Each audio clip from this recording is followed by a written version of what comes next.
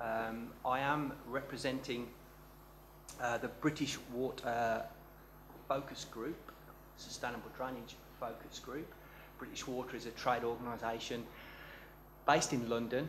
I've been part of that focus group since about 2004, and it's made up of all kinds of people: consultants, manufacturers, operating authorities.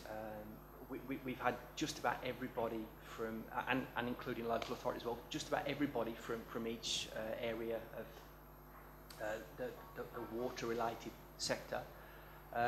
I'm representing that focus group today. I'm a civil engineer, I'm a flood risk management specialist, a sustainable drainage specialist. I'm a problem solver. I like solving problems. That's what gets me out of bed in the morning.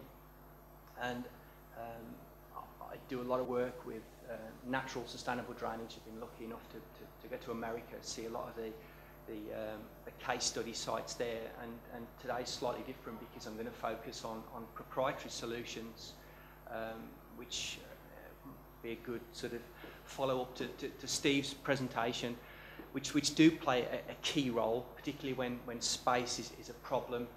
There is no one-size-fits-all solution to sustainable drainage. We have to look at the toolbox of techniques, and we have to look at all available solutions. And water quality is, for me, as a flood risk management specialist, it's just kind of hanging there, and it's like a light that's starting, the red light that's starting to flash faster and faster and faster. And that light started flashing for me really back in 2006. I was part of a technical group of people. It was part funded by what was then the DTI. It was led by British Water, and it's a shame that Richard Ashley isn't here today. I know he was set to be, but he was the academic lead of this group.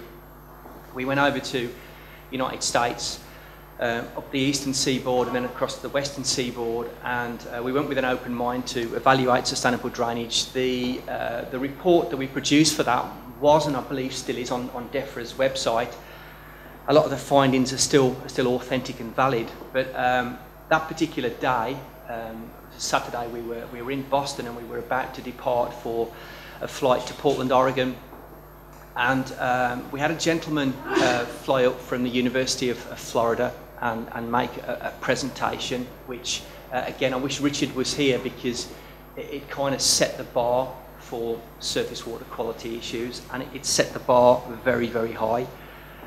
That gentleman was Dr.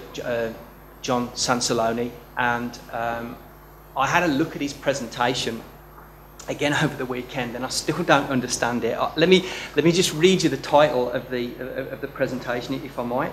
It was the synthesis of fundamental aspects of unit process concepts, chemistry, and hydrologic controls in the built environment. It was, in short, how to treat urban runoff. And I took a taxi ride with Richard and Alan Raffelt from the EA directly after that, and I think it's fair to say that we were all very, very impressed by the level of knowledge. We knew that there was a lot of work to be done in the UK, and I'd ask you to just Google John. You'll find a lot of his work that's available, and his presentation was mesmerising, but we also realised actually how little we knew. We came there as essentially probably flood risk management. I mean, Richard was closer to it than we were, but I think even he was slightly humbled by the level of expertise. Driven a lot from the American Clean Water Act of 1972, there are still lessons there for us to learn with regards to the Water Framework Directive, and enjoyed the presentations so far this morning. There are a lot of challenges, but there are challenges that we can learn from overseas case studies. And in terms of water quality, the Americans have been at this for an awful long time. You'll see there three in surface water quality at source, and on the far side at Santa Monica in Los Angeles, protecting the beaches, the Santa Monica beaches. Single point end of pipe solutions, proprietary control where space is a problem, and as you can see from that thing being emptied, there's an awful lot of trash and contamination in there. And yet, I am seeing more and more of this around. During my time in local authority, back in the 80s and through in the 90s, it's perhaps fair to say there was more money around, and there was certainly money around to empty gully pots. I worked in the maintenance department. I'm seeing a lot of this around. Actually, a colleague of mine joked yesterday, he said, well, at least the contamination and the silts aren't getting into the system now, but that's sort of missing the point. And, you know, I think collectively from the top down, there needs to be money apportioned and set aside and ring-fenced for crucial maintenance. And even gullies are they're vital components. If we're going to ask them to operate correctly, then we have to maintain them correctly. Hydrocarbon capture from impermeable areas, we're fairly used to in the UK, the British and European standard for that. And we're used to proprietary separators and installing them on sites. So that's fairly familiar as a proprietary product. I have to give a shout here to Martin Fairley from ACO Technologies, who is another member of the focus group, and we discussed this presentation and a key theme. And he flagged up this issue of pollutant mobility.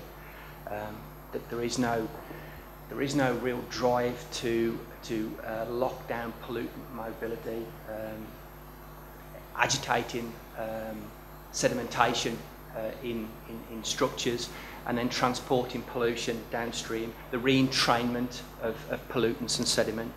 So that set me thinking. I knew that, again, I work for Hydro International. I knew that I can't speak for other manufacturers, and it would be wrong for me to ask for their R&D, but I knew there was a lot of R&D and computational fluid dynamics or CFD analysis available in my company, because I'd seen it and was very impressed with it. So I wanted to demonstrate, bring that into the mix today. A bit of a leap of faith to me, as I say, I'm an engineer, I'm not a scientist, I'm not an R&D specialist, but I've seen some of these video clips. I wanted to throw them in the mix today, and hopefully you'll find them interesting as well. I'm going to compare two devices. At the low end, we've got this very posh name, the gravitational separation device, or GSD, for the catch bit. Could be a gully, could be a tank, and you've basically got gravity and friction, which is affecting the direction of travel of particulates or sediment that's passing through that structure. No internal components, no internal parts, very, very simple.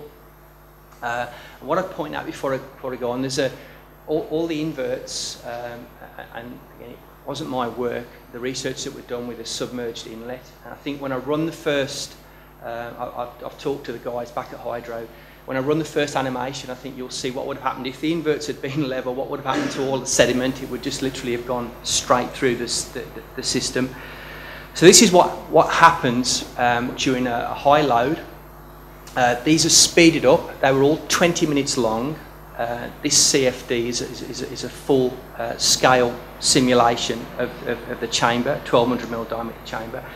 And this is what happens when you load a chamber with floatables, sediment, whatever, and you can see how much is actually going straight through to the outlet. Okay, now if we had them invert to invert, pretty much all of it would have gone straight through.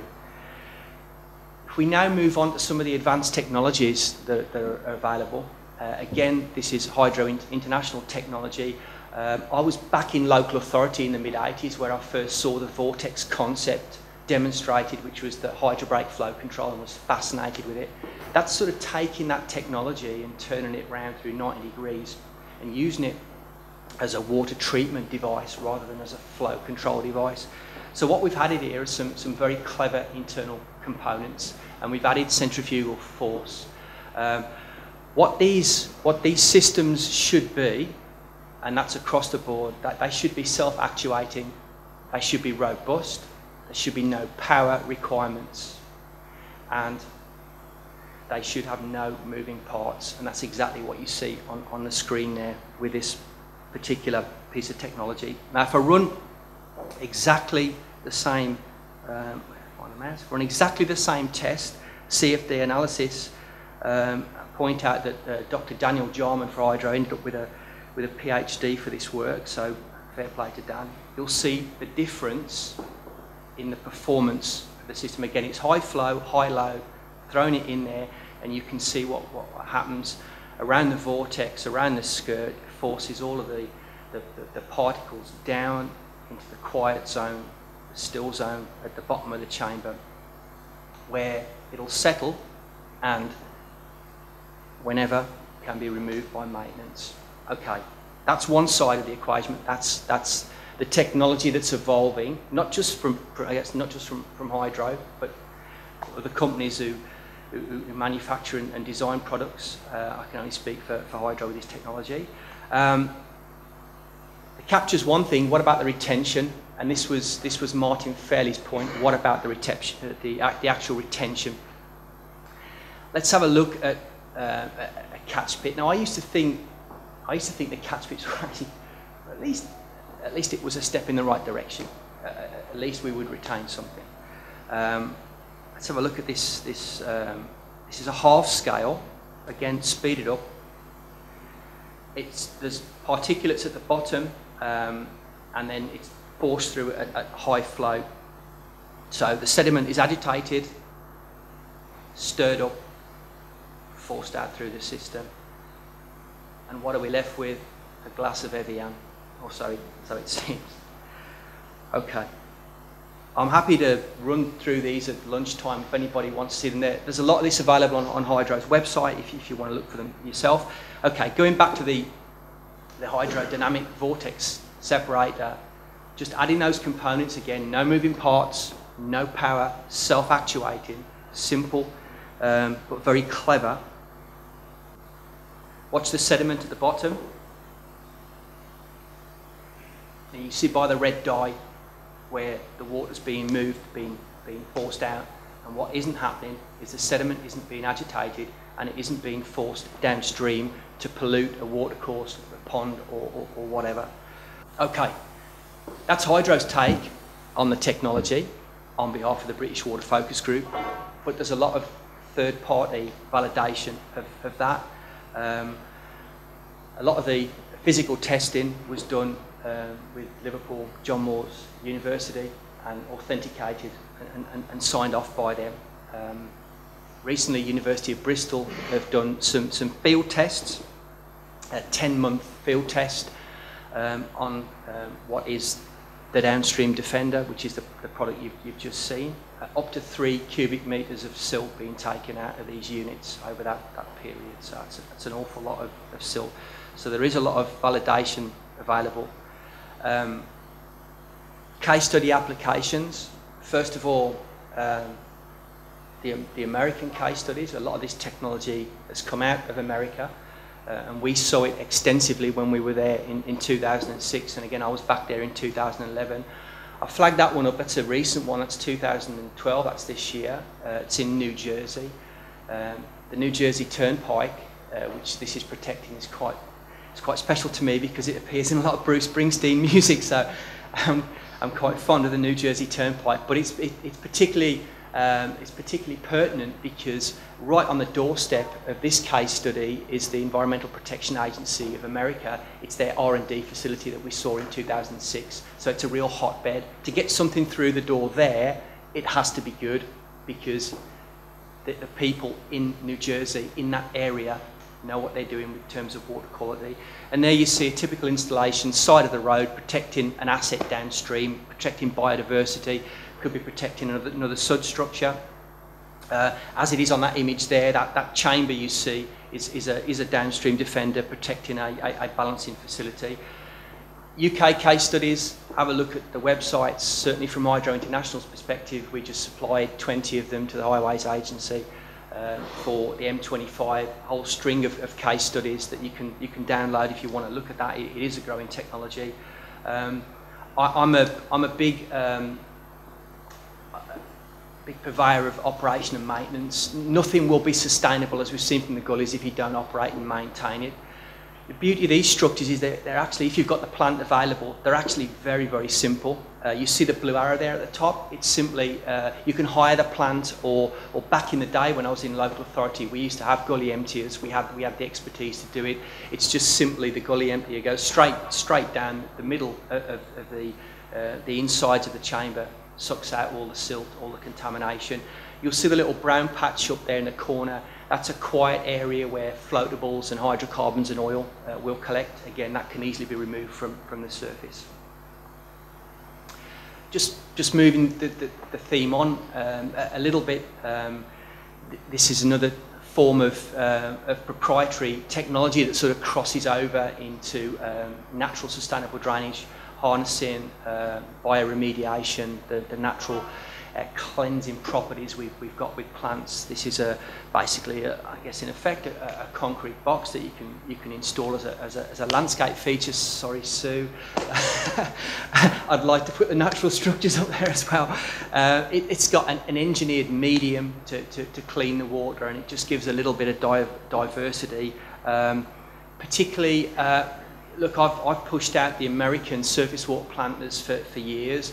But we don't always do that. We sometimes have to have traffic calming with bollards and a macadam infill. That doesn't mean to say we can't get a little bit of biodiversity in there and a little bit of surface water management in terms of quality with this type of system. So again, it's out the toolbox of techniques. Wouldn't put it everywhere, but it has got its place and it's very pertinent. There's a comment earlier about water doesn't flow uphill, which is true. However, if it's got enough head behind it, you can make water flow uphill. This is an evolution of filtration theme. It doesn't use the vortex, it uses an upflow motion. It forces water up through filter cartridges, taking out much finer contaminants and particles in the water. It starts to restrict your flow rate, so perhaps install something like this downstream of a flow control, but it provides an extra level of protection. Again, this is an emerging technology, and again, a lot of these technologies come out of America, trying to meet the requirements of the Clean Water Act. And then finally, just taking that filtration theme up another level. This is something, a technology that I've been fascinated in for a long time. Good friends at Smart Sponge, a technology that was invented by Abtec Industries in Arizona in America, and it's basically an absorbent polymer that's porous and hydrocarbon selective. You see in the middle there, there's it was actually the test that we did from in 2006 up in Norwalk. You've got a heavily contaminated water oil mix there being poured through a test tube. You see at the bottom of the test tube clean water is just pouring out because the hydrocarbons are being captured by the porous nature of the polymer. Water's actually passing through it. It's hydrocarbon selective. It's locking in those hydrocarbons. And literally seconds after that test was done, you can take the polymer out, rub it in your finger. There's no residue. It doesn't leach. A couple of examples there of how it's being used. Just one more point about that. It's now an evolution of that technology, which is the Smart Sponge Plus, will take out harmful pathogens, bacteria such as E. coli, which again is another huge leap forward. And that leads into the case study with the big inserts in a gully. That's back to Los Angeles. Los Angeles had a massive problem with the beaches closing because of bacteria and trash getting into the sea from surface water outfalls. Those trash baskets there are retrofitted, but they're also filled with Smart Sponge to take out a lot of bacteria and hydrocarbon and basically contaminants from road runoff. The shadow underneath that in the little photograph, that is actually now a case study. It was Swindon Council. That's a successful case study that's been done, a test site in the UK. I know that Smart Sponge have the details of that if you want to approach them. So that sort of technology is finding its way across into the UK, and I'm really, really excited about the potential. Thank you for listening. I think I've kept on time. If there's any questions, be more than happy, and if anybody wants to see those those clips run again, I'm happy to do that over lunch. Thank you.